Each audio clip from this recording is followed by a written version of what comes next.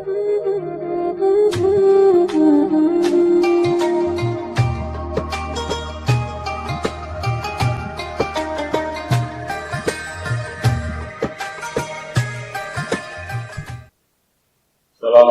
warahmatullahi wabarakatuh.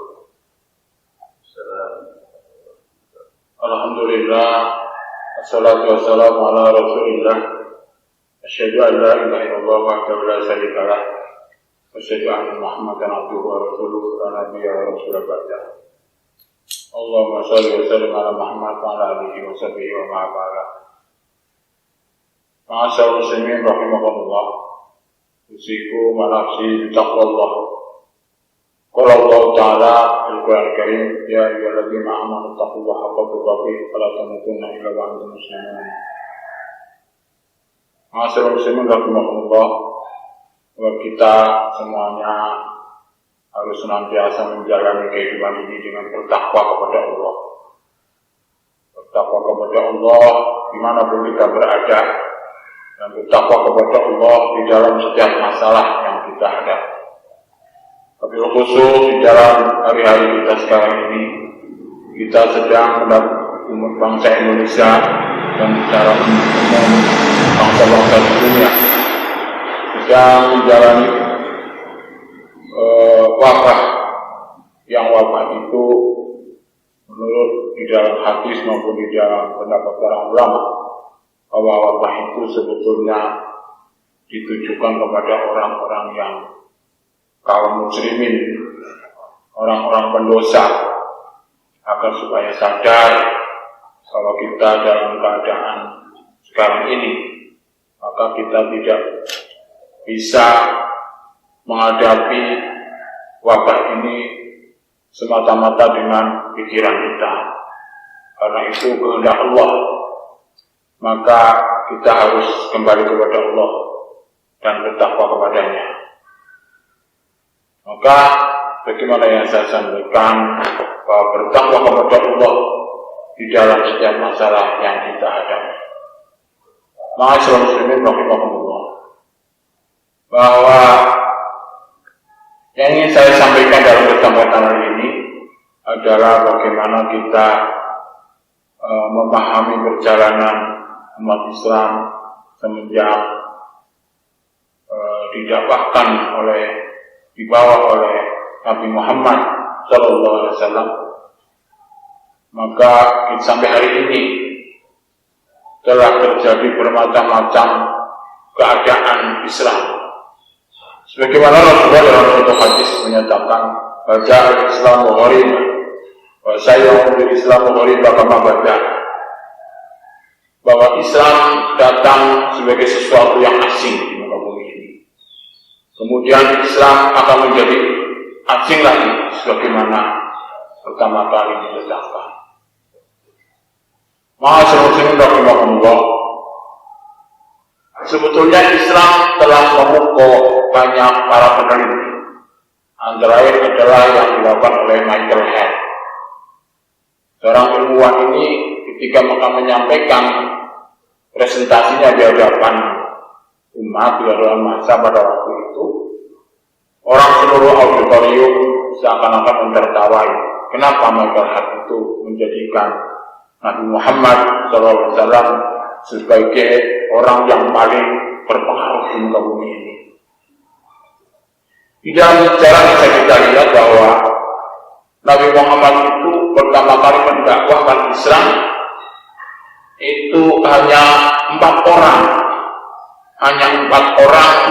yang menerima. Yang pertama adalah istrinya, Khadijah. Kemudian yang kedua adalah keponakannya, yaitu Ali bin Abi Thalib.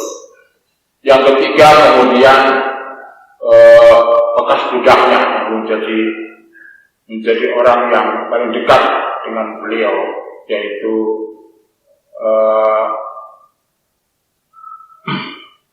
Zaid bin Harithah.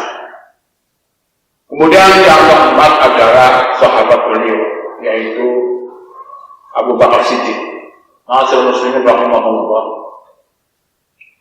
dari mulai 4 orang didakwai oleh Rasulullah pada waktu itu, Kemudian Rasulullah ini Islam itu kemudian sampai hari ini Islam itu telah diikuti lebih dari 1 miliar orang di muka bumi ini. Itu yang mengikuti. Sadar atau tidak sadar bahwa Islam itu sebetulnya itu diterima atau berpengaruh kepada orang manusia seluruh dunia, baik dia mengaku mengikuti Islam atau tidak. Ada seorang aktor Hollywood yang menyatakan bahwa dia itu ditanyakan siapakah orang yang berperanan di dalam masalah kesehatan bagi dirinya, maka aktor Hollywood mengatakan bahwa saya terpengaruh oleh Prophet Muhammad, Prophet Muslim. Dia menganggap bahwa dirinya itu terpengaruh oleh Nabi Muhammad, nabinya orang Islam, walaupun dia sendiri bukan orang Islam. Masyaallah muslimin rahimahullah, maka di dunia ini sadar atau tidak sadar ada terpengaruh langsung atau tidak langsung terpengaruh oleh Islam. Bagaimana Islam di masa-masa lampau itu, Islam ketika jaya, maka Islam menjadi rujukan. Maka dalam kesempatan kali ini saya justru ingin menguraikan atau menyampaikan bagaimana Islam di kala ini. Bagaimana Rasulullah pertama kali mendakwakan Islam dalam keadaan lemah, sampai beliau 13 tahun di kota Mekah. Beliau hanya mendapatkan orang kurang dari 300 orang. Ada katakan ulama mengatakan sekitar 300-an orang. 13 tahun. Ada orang sekarang menjadi dai 1 juta umat hanya waktu 1 tahun. Itu seakan-akan lebih hebat dari Muhammad. Padahal kita tidak bisa pengaruh yang kita dapatkan dari orang sekarang ini. Orang dalam pemilu memberi pengaruh sampai juta-jutaan, puluhan juta orang, atau menjadi anggota DPR dengan pemilih sampai 700.000 dalam waktu beberapa bulan. Ya, jelas sangat berbeda keterpengaruhan seperti itu dibanding dengan keterpengaruhan pada Rasulullah. Masyaallah muslimin rahimahullah, bahwa pada waktu itu ketika Nabi Muhammad dalam posisi lemah, dia tidak bisa menolong orang-orang yang mendapatkan siksaan dari orang-orang kafir, orang-orang yang ingkar kepada kenabian. Antara lain adalah Yasir wa Ali. Keluarga Yasir ini mendapatkan siksaan yang sangat keras sampai Yasir dan istrinya itu terbunuh. Maka Rasulullah yang mengatakan, Sobron ala Yasir wa Ali, bersabarlah Yasir dan keluarga. Masyaallah muslimin rahimahullah, kemudian Islam berkembang di bawah bimbingan Rasulullah, di bawah bimbingan para sahabat, sampai beberapa puluh tahun kemudian di bawah kepemimpinan Amirul Mukminin Umar bin Khattab, sebuah superpower, satu negara superpower yang pada waktu itu kekuatannya sangat besar dan sudah puluhan tahun memimpin dunia, yaitu Persia. Itu bisa ditaklukkan oleh Umar bin Khattab. Maka orang-orang Majusi, orang-orang dari Persia ini sangat sakit hati terhadap Umar bin Khattab. Sampai hari ini pun orang-orang dari Persia ini tidak henti-hentinya mengutuk Umar bin Khattab sebagai orang yang menghancurkan kekaisaran Persia. Masyaallah rahimahullah. Kemudian jatuhlah Islam pada abad sekitar abad 10. Ada seorang sejarawan yang namanya Ibnu Athir. Dalam satu pernyataannya beliau mengatakan bahwa aku tidak sampai hati untuk meneruskan kisah yang aku dapati.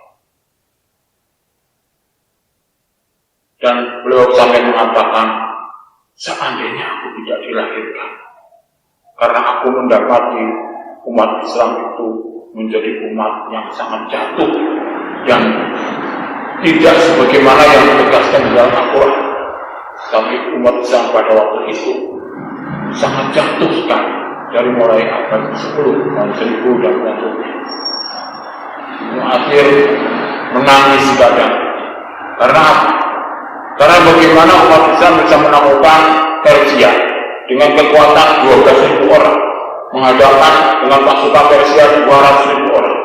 Tapi ketika umat Islam jatuh, umat Islam yang 100.000 itu tidak bisa mengalahkan pasukan Tartar yang jumlahnya hanya sekitar 20-30. Umat Islam menjadi bangsa yang sangat penakut. Dalam satu kisah, Ibnu Atsir sampai menerangkan bahwa aku tidak ingin sebetulnya menerangkan ini. Aku tidak ingin menceritakan kisah ini. Karena apa?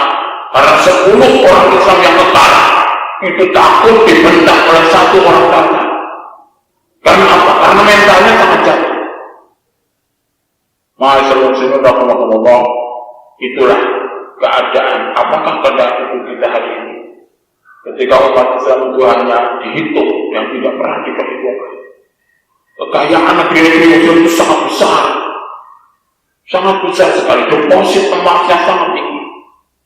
Dan raja-raja itu dari orang-orang kaya. Tetapi kenapa umat Islam itu hanya dihitung dan tidak pernah diperhitungkan? Ma'asyiral muslimin rahimakumullah, banyak falsafah filosofis yang diterangkan oleh para ahli bahwa bukan senjatanya, tapi adalah bagaimana the man behind God, manusianya lah yang harus berdaya. Tapi kita sekarang ini lebih banyak bagaimana kita memiliki, tapi bukan bagaimana kita bersikap.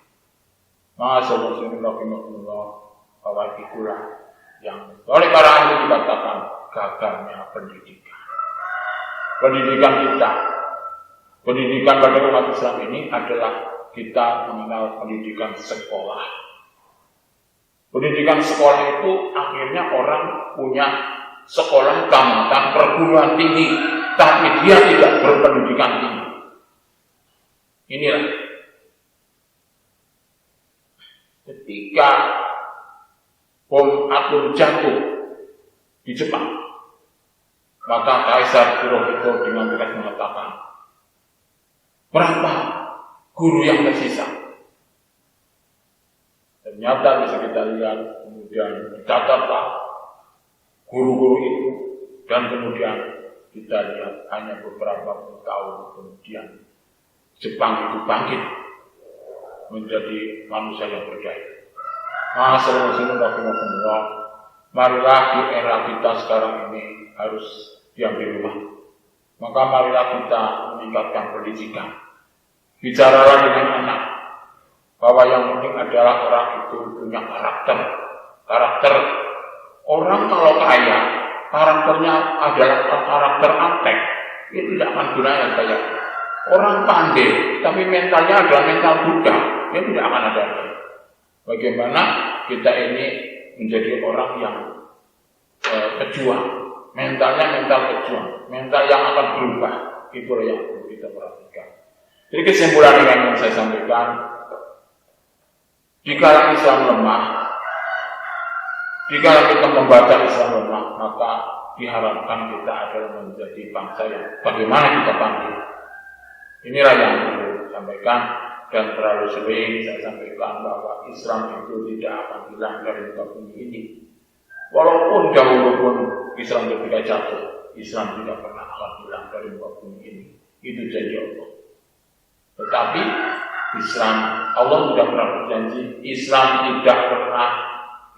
akan tetap ada di Indonesia. Allah tidak pernah berjanji. Maka untuk menjadi tetap ada di Indonesia itu pun harus ada perjuangan. Apalagi kita menjadi bangsa muslim yang maju, yang berdaya. Jika kita betul-betul menjadi bangsa yang al-Islamu ya'lu wa la yu'la alaih, Islam itu adalah mulia dan pengikutnya juga mulia. Demikian yang saya sampaikan, mudah-mudahan bisa dipahami, bisa kita teruskan pada kesempatan lain kali. Aku qouli hadza astaghfirullah wa lakum. Assalamualaikum warahmatullahi wabarakatuh.